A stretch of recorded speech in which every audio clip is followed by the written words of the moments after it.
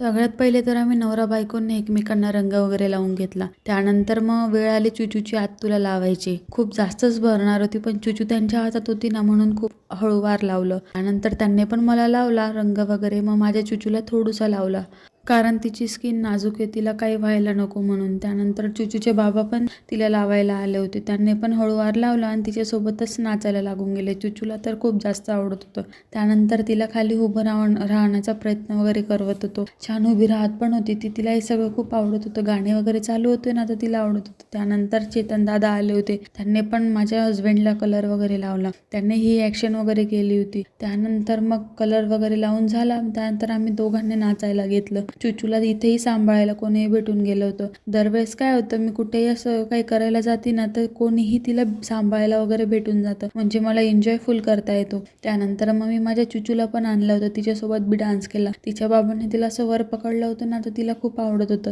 त्यानंतर हर्षू दीदी वगैरे पण नाचत होते. सगळेच होते. रुद्राक्ष आणि ते पण आले होते. पण आमच्या अगोदरच ते येऊन गेले. रुद्राक्षला बरं नव्हतं ना, मग थोडंसंच त्याला केळू वगैरे दिलं आणि मी लगेच घरी घेऊन गेले होते. त्यानंतर आम्ही ग्रुपमध्ये पण नाचून वगैरे फोटो वगैरे काढले. मग आणि आम्ही नवरा बायको जिथं असं जातो ना, रील काढलं नाही तर काय काढलं. मग पटकन पहिले रील वगैरे काढून घेतली आणि मग फुल एन्जॉय केला होता आज. चला तर मग असा होता माझा दिवस. बाय.